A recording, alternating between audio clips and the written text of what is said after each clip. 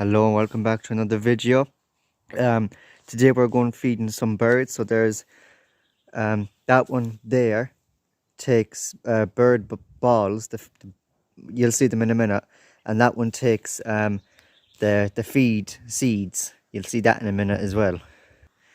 But anyways, because I am a short individual, I will get a ladder, climb up, take them down, and throw all the necessary bird feed that goes into each one.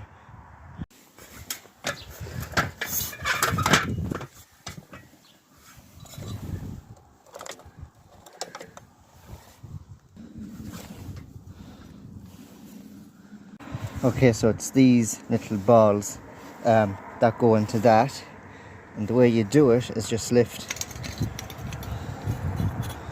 the top of that,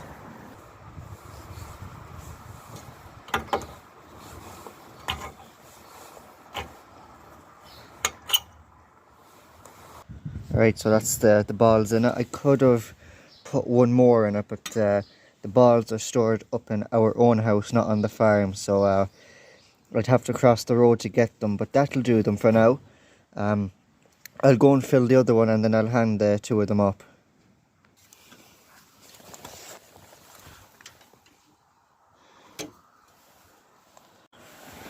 And it's these type seeds that go in that one there.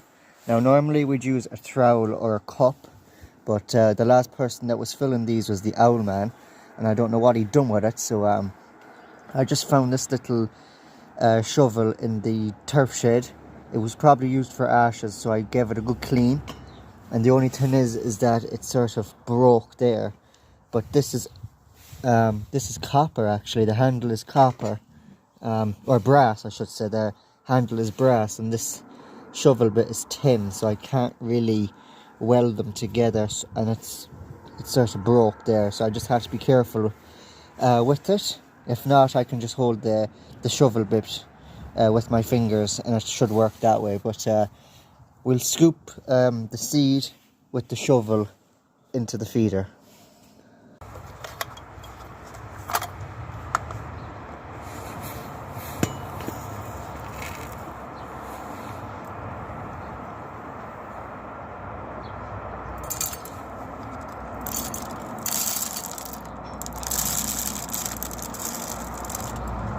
It's not working.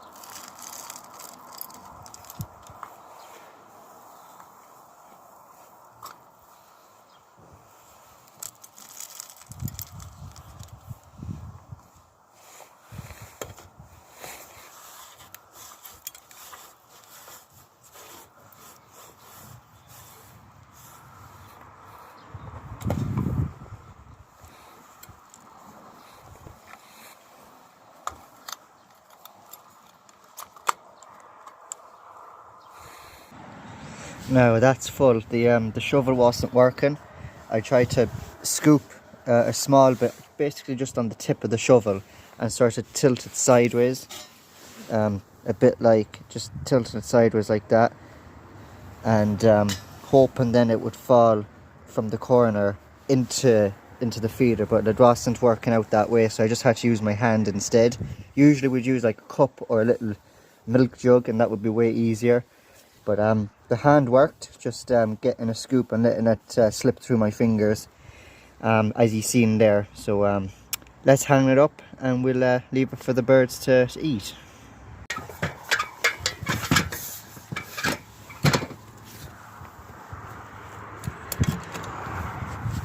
So that's the two bird feeders filled, the one with the balls and the one with the seeds. We also have a bird feeder up in our own house, so you've probably seen that in the little cinematic clip at the start of this video, but that one was about half full, so it doesn't really need filling at the moment. But I have them filled. The birds, there's a bird, the birds can now eat it. There's one bird there nibbling on the balls. Anyways, that's the birds happy, hopefully. And you may have seen in the last video that was uploaded on the channel, I think it was called a minor fix on the 674 or something, where the clip, the spring for the clip on the tow hitch was just banjaxed altogether, and I tied up the hitch with a baler twine. That's the video I'm on about. You may notice then I've mentioned that I was having car problems, so just save me from writing out the Bible in the comments on what was wrong with the car and how we fixed it. I'll just give you a quick rundown on that now in this video. Right, so we're back at the car. First of all, we put a new battery in it because the old battery just wasn't doing its bit. So what was happening to it? It was just badly airlocked. Us and the mechanic didn't know why, because it is common rail, meaning it should bleed itself after a couple of minutes when you turn on and off the ignition a couple of times and then start it and all that sort of stuff. It's not like the tractors that we have, like the 135 or the International. It's a 2010 car, so there's obviously going to be more complications with it. But anyways, we told the mechanic that there was diesel coming into the diesel filter from the tank, and the pump was working as well, but there wasn't diesel coming out of the injector, so there was obviously a problem here. So he plugged in his yoke into the car, the computer thing, and he turned on the pump, because when you turn on the ignition in the car, the pump would only go on for a couple of seconds and then knock off again. But when he put the computer in it, he could keep the pump running on for as long as he wanted. So that's what he did. He put the computer in it, turned on the pump, let pressure build up in it, and drove diesel in and drove the air back out. And then we took off the exit pipe from the diesel filter. It's one of these ones here, but it goes in there. One of these, I think these two here are the intake, so they bring the diesel into the diesel filter, and these two bring the diesel out of the diesel filter into the injectors themselves. So when you take off the cover, these two pipes run somewhere in there. So what we do is just disconnect one of the exit pipes from the diesel filter that goes in there. We just took one off and turned the pump on to see was there diesel coming, and there was a nice gush of diesel coming out of it. So that was okay. That was a green light from the mechanic. So it was at that stage when he realised it was just badly airlocked, and he even couldn't get his head around why it got so badly airlocked. So then what he done was just turned on and off the ignition a couple of times. Similar to that, he'd done that a couple of times, and then he just started the car and it ran. And that's all that was wrong with it. So yes, it was just badly airlocked. So it wasn't anything major, thank God. So I'm in the car, I have it running because I have to do a quick message in town. But I just thought I'd give you a quick update on that, rather than me applying to every comment in the last video of how is the car going and all this. So I just thought I would explain what we did, how we fixed it, and that's what we done. And all I'm saying is thank God for that, because I thought it would I thought if we couldn't get it fixed that night, which at first it wasn't looking too good, I thought it would have to be towed over to his garage and be held in the back of the line until he could get to it. But he done it right there and then that evening on our own farmyard where it was parked up, as you seen it in the last video. So yes, thank God for that. It's up and running, going well for now. Hopefully it stays that way. All I know is that the next time it needs a service, I'll do the oil and the oil filter myself, and a mechanic can do the flipping diesel filter if that's going to be the case. Right, I'm recording this clip the next day. So the last couple of clips you watched of me feeding the birds and talking about how I fixed my car and what was wrong with it.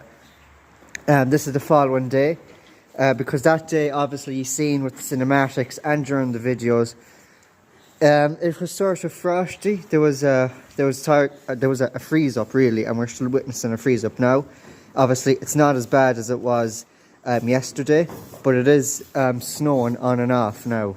But I would have gotten more clips yesterday, but the drinkers were frozen, and we got a freeze up there about a month ago, but we were prepared for it, because we knew the freeze up was coming a month ago, so we prepared in case the drinkers froze up and all that, which back then they did.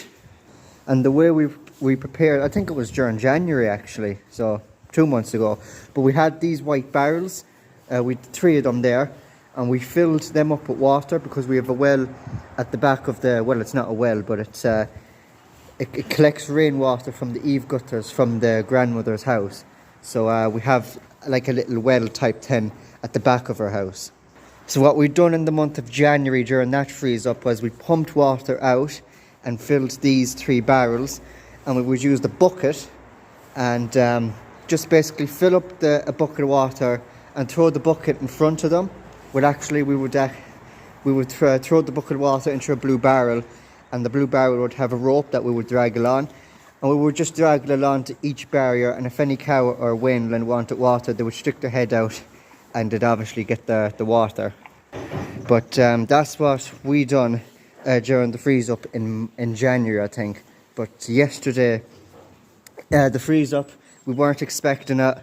Well, we were, but we weren't expecting it as bad because it was only going to be about -2 or something. In January we got -8, so we made sure we were prepared for the worst if it happened, which it did. Unfortunately, we weren't prepared for this freeze up, and the drinkers did freeze. The drinkers over there froze. The tap where I fill the drinkers for the bull weanlings froze. The hose, the tap out there that I bring the hose in to fill this, that was also froze. So we had a couple of drinkers froze during the morning when I was coming down feeding it, and obviously I was kind of panicking because we weren't prepared for it, and I was wondering would the drinkers thaw out, which thankfully they did at about 11 or 12 o'clock, so they got water then. They didn't die during that time, so praise God for that. But I couldn't take out the camera and start recording because the cattle's sort of welfare comes way before YouTube and content creation and videos and all that.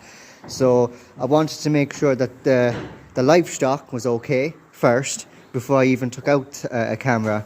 But obviously by then the drinkers were unfroze, and I don't think there was much point in making a video. But then I just realised the following day, which is today, as I'm recording this video, I thought I'd just update you.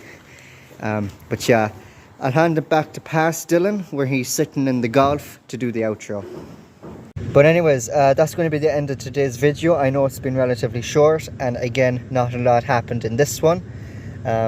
But I have hopefully another video on doing the clear coat on the alloys coming very, very soon. So if you liked this video, please do give it a like. Don't forget to subscribe if you haven't, and turn on the bell to be notified of every future video. And I'll see you in my next video very soon. Take care.